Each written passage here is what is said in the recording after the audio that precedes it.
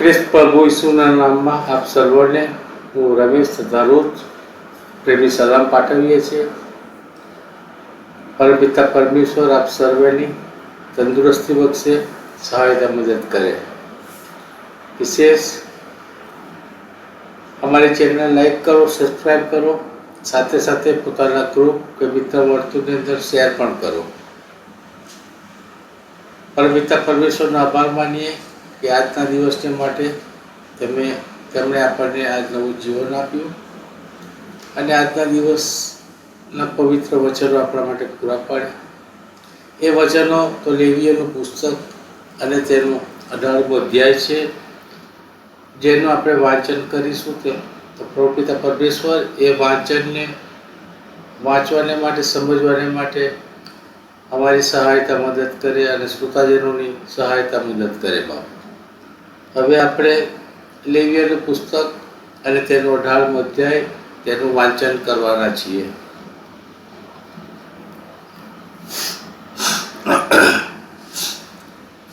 લેવીય તેનું પુસ્તક અને તેનો 18મો અધ્યાય. અને યહોવાએ મૂસાને કહ્યું કે ઇસ્રાયેલ પુત્રોને એમ કહે કે હું યહોવા તમારો દેવ છું. મિસ્ર દેશ જેમાં તમે રહેતા હતા તેના કૃત્યોનું અનુકરણ તમે ન કરો, અને કનાન દેશ જેમાં હું તમને લઈ જાઉં છું તેના કૃત્યોનું અનુકરણ પણ તમે ન કરો. તેમજ તેઓના વિધિઓ પ્રમાણે તમે ન ચાલો. મારા હુકમો અમલમાં લાવો ને મારા વિધિઓ પ્રમાણે ચાલીને તેમને પાળો. હું યહોવા તમારો દેવ છું. માટે તમારે મારા વિધિઓ તથા હુકમો પાળવા, કેમ કે જો કોઈ મનુષ્ય તેમને પાળે તો તેઓ વડે જીવન પામે. હું યહોવા છું. તમારામાંનો કોઈ પણ પોતાની નજીકની સગીની આબરૂ લેવા તેની પાસે ન જાય. હું યહોવા છું. તારા બાપની એટલે તારી માની આબરૂ ન લે. એ તારી માં છે, તું તેની આબરૂ ન લે. તારા બાપની પત્નીની આબરૂ તું ન લે, તે તારા બાપની આબરૂ છે. તારી બહેનની એટલે તારા બાપની દીકરીની કે તારી માની દીકરીની આબરૂ તું ન લે, પછી તે ઘરમાં જન્મેલી હોય કે બહાર જન્મેલી હોય. તારા દીકરાની દીકરીની કે તારી દીકરીની દીકરીની આબરૂ તું ન લે, કેમ કે તેઓની આબરૂ એ તારી જ આબરૂ છે. તારા બાપની પત્નીની દીકરી એટલે તારા બાપના પેટની દીકરી એ તારી બહેન છે, તેની આબરૂ તું ન લે. તારા બાપની બહેનની આબરૂ તું ન લે, તે તો તારા બાપની નજીકની સગી છે. તારી માની બહેનની આબરૂ તું ન લે, કેમ કે તે તારી માની નજીકની સગી છે. તારા કાકાની સ્ત્રીની આબરૂ લેવા તેની પાસે ન જા, એ તો તારી કાકી છે. તારી પુત્ર વધુની આબરૂ તું ન લે, તે તારા દીકરાની પત્ની છે, તો તેની આબરૂ ન લે. તારી ભાભીની આબરૂ તું ન લે, તે તો તારા ભાઈની આબરૂ છે. કોઈ સ્ત્રી તથા તેની દીકરી એ બંનેની આબરૂ તું ન લે. તે સ્ત્રીના દીકરાની દીકરીને કે તેની દીકરીની દીકરીને લઈને તેની આબરૂ ન લે. તેઓ નજીકની સગી છે, એ તો દુષ્ટતા છે. એક સ્ત્રીના જીવતા તેની બહેનને તેની શોક્ય તરીકે પરણીને તેની આબરૂ ન લે.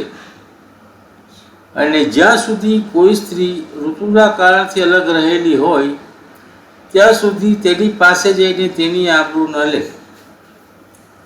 અને તારા પડોશીની સ્ત્રીની સાથે વ્યભિચાર કરીને પોતાને ન વટાળ. તું તારા કોઈ પણ સંતાનને અગ્નિમાં ચલાવીને મોલેકને સ્વાધીન ન કર, ને તારા દેવનું નામ ન વટાળ. હું યહોવા છું. સ્ત્રીની પેઠે પુરુષની સાથે કુકર્મ ન કર, એ અમંગળ છે. અને કોઈ પશુની સાથે કુકર્મ કરીને તું પોતાને અશુદ્ધ ન કર. કોઈ સ્ત્રી પણ જાનવરની સાથે કુકર્મ કરવાની તેની સામે ઊભી ન રહે તે વિપરીત કર્મ છે.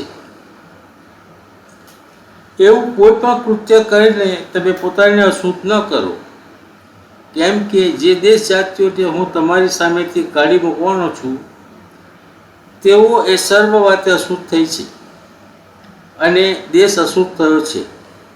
એ માટે હું તેના પર તેના અન્યાયની શિક્ષા લાવું છું ને દેશ પોતાના રહેવાસીઓને ઓળખી કાઢે છે.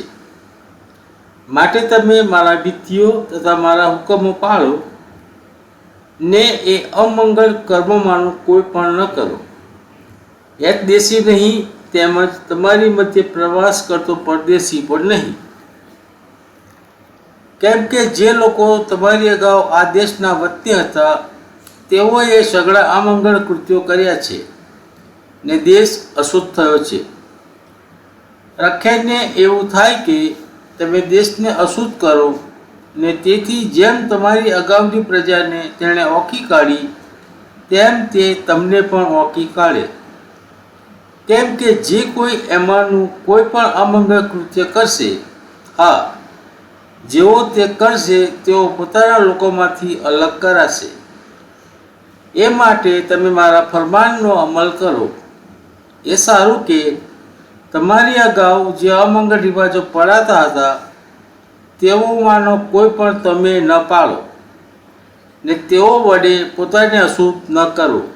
હું યહોવા તમારો દેવ છું. પ્રભુ આ વચનોને પુષ્કળ આશીર્વાદિત કરો.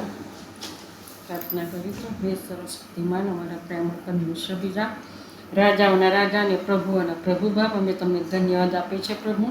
આ સવારની સુંદર પળો એ પ્રભુ તમે અમારી સાથે અને પાસે રહો છો. તમારા સુંદર વચનો પ્રભુ તમે અમને આપ્યા છે, એના માટે પણ અમે તમારો પુષ્કળ આભાર સતત માની છે. હા બાપા, જે કંઈ વચનો વાંચવામાં આવ્યા પ્રભુ, એ વચનો પર તમારો પુષ્કળ આશીષ અને કૃપા આપજો. એ વચનો દ્વારા પ્રભુ તમે દરેકના હૃદયમાં વાત અને વ્યવહાર કરજો પ્રભુ, અને કોકાતના પ્રભુ તમારી ગમ ફરે એવું તમે થવા દેજો. તમારા સંતો સેવકોના મુખની વાણી તમે થજો.